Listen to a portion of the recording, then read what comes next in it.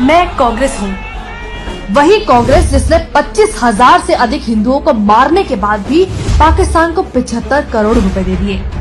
मैंने देश के धर्म के आधार पर टुकड़े टुकड़े कर डाले और मेरा वोट बैंक बचा रहे, इसके लिए 3.5 करोड़ अल्पसंख्यकों को भारत में ही रहने दिया। मैंने ही सोमनाथ मंदिर के पुनर्निर्माण पर सरदार पटेल का विरोध कर हिंदुओं से पूजा करने का हक छीना, उन्हें भगवान शिव की पूजा करने से वंचित रखा। मेरा क्रोध या नफरत कह लो, वो इतनी बढ़ गई थी कि मैंने देश के राष्ट्रपति को भी सेवानिवृत्ति लाभ से वंचित रखा, सिर्फ इसलिए क्योंकि वो नेहरू की बात को नजरअंदाज कर सोमनाथ मंदिर की स्थापना में गए। मैंने आजादी के बाद से लेकर अब तक आरएसएस को बैन करने के लाखों प्रयास करे। वो हमेशा से मेरी आंखों में खटकते हैं, लेकिन मुझे मुस्लिम ब्रदरहुड पसंद है। मेरे ही कुकर्मों की वजह से संयुक्त राष्ट्र में भारत को दी गई वीटो पावर दुश्मन चीन के हाथों में चली गई, क्योंकि मेरी नजर में हिंदी चीनी भाई भाई हैं। मैं वही कांग्रेस हूँ जिसने हिंदू कोड बिल तैयार किया और सरदार पटेल के विरोध के बावजूद मैंने इसे केवल हिंदुओं पर प्रतिबंध लगाने के लिए पारित कर दिया। वो मैं ही थी जिसने जम्मू कश्मीर के माथे पर धारा 35 से 370 का कलम लगाया था। मैंने एएमयू में मुस्लिम शब्द रखा, लेकिन बीएचयू में हिंदू शब्द के इस्तेमाल का विरोध किया। मैंने ही भारत की 90,000 वर्ग किलोमीटर जमीन चीन को सौंप दी और अपनी नाकामियां छिपाने के लिए कहा कि वहाँ तो घास का एक तिनका भी नहीं उगता। मैंने गायों की रक्षा के लिए आंदोलन कर रहे सैकड़ों साधुओं की गोली मारकर हत्या करवा दी। मैंने ही बांग्लादेशी को देश में घुसपैठ करके अपना वोट बैंक बढ़ाने के लिए रोहिंग्याओं को बसाया।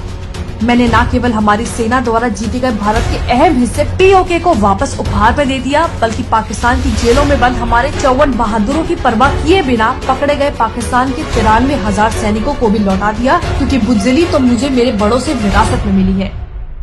देश की सेना का अपमान करना मेरी रग रग में है, इसलिए मैंने इंदिरा के हुक्म से इनकार करने वाले सेना प्रमुख सैम मानेकशॉ, जिसने पाकिस्तान पर जीत दिलवाई, उसका वेतन 32 साल तक नहीं दिया।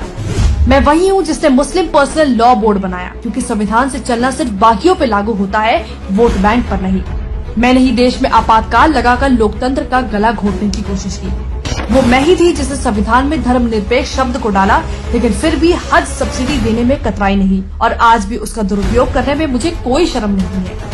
वो मैं ही थी जिसने 30,000 से भी ज्यादा सिखों को बेरहमी से कत्लेआम करवाया और उनके गुनहगारों को बचाए रखा।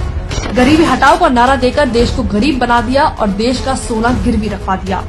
मैंने ही वक्फ एक्ट में संशोधन कर इसे इतना शक्तिशाली बना दिया कि आज आपकी जमीन कभी भी आपके ही हाथों से जा सकती है और आप कुछ कर भी नहीं पाओगे। मैंने परमाणु का विरोध किया, सेना को कमजोर रखने की मेरी मेहनत पर पानी जो फिर जाता। मैंने रिमोट कंट्रोल पीएम बनाया, उसकी आड़ में लाखों करोड़ों के घोटाले किए। देश में पाकिस्तानी आतंकियों ने 3 दिन तक कहर मचाया, लेकिन इल्जाम लगने से बचने के लिए मैंने आरएसएस को अपना टारगेट बनाया और हिंदू आतंक को जन्म दिया। वो मैं ही थी जिसने देश से छिपकर चीन के साथ एमओयू साइन कर अपने ही देश की कमर में छुरा घोंपा था।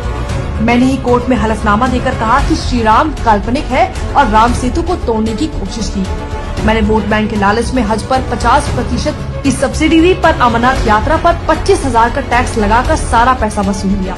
देश में महंगाई को 2 डिजिट में रखना ही मेरी खासियत थी। मैंने सीएए पर लोगों को गुमराह कर उसका विरोध किया, जिससे देश की करोड़ों की सरकारी प्रॉपर्टी को नुकसान पहुंचा। मैंने सेना को राफेल ना मिले इसके लिए अंबानी को बदनाम किया। मुझे अपने अस्तित्व को बचाने के लिए चुनाव का ढोंग करना पड़ रहा है, क्योंकि कुछ लोगों को परिवारवाद पसंद नहीं। मैं कांग्रेस हूँ, मुझे नफरत है इस देश से, इस देश के हिंदुओं से। इसलिए मैं चाहती हूँ कि मुझे सत्ता में एक और मौका मिले, ताकि मैं हिंदुओं का इस देश से पूरी तरह विनाश कर पाऊँ।